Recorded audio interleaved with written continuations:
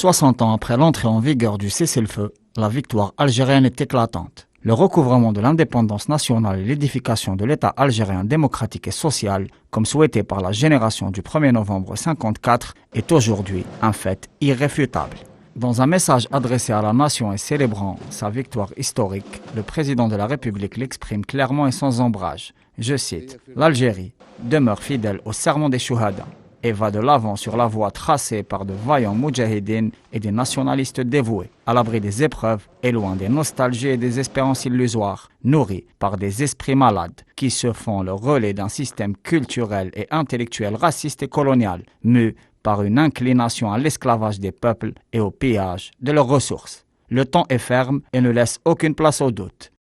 La lutte contre la corruption est proclamée comme une priorité en Algérie afin de redonner confiance à une jeunesse qui a démontré, s'il le fallait, son grand patriotisme ainsi que son attachement à la construction et à la défense des institutions de l'État national souverain à l'ombre de la justice sociale et de la solidarité, connue pour être une vertu algérienne.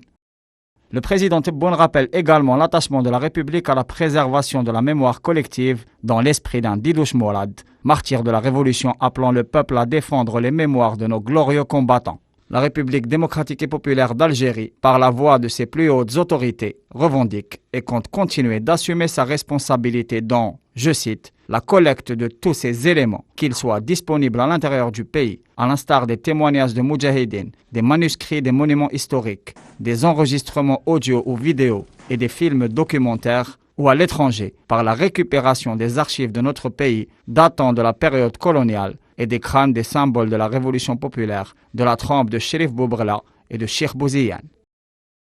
Pour rappel, l'Algérie réclame toujours la restitution de l'intégralité des archives, ainsi que des œuvres artistiques, des reliques archéologiques et autres pièces appartenant à la mémoire collective algérienne, toujours retenues dans des musées ou détenues dans des collections privées de l'autre côté de la Méditerranée. Les questions mémorielles sont au centre des préoccupations populaires et au cœur de l'action politique à Alger. L'Algérie s'impose par son histoire millénaire, sa géographie, sa jeunesse exemplaire, ses principes salutaires et son aura comme un acteur géopolitique incontournable sur l'échiquier complexe de la recomposition internationale. Les questions algériennes, pour leur part, demeurent un axe incontournable des enjeux politiques et du jeu partisan à Paris, où les discours racistes font légion dans une conjoncture critique. Le poids de l'histoire se fait lourdement sentir à la veille d'un scrutin présidentiel à haut risque sur un vieux continent, plus que jamais marchant sur des charbons ardents.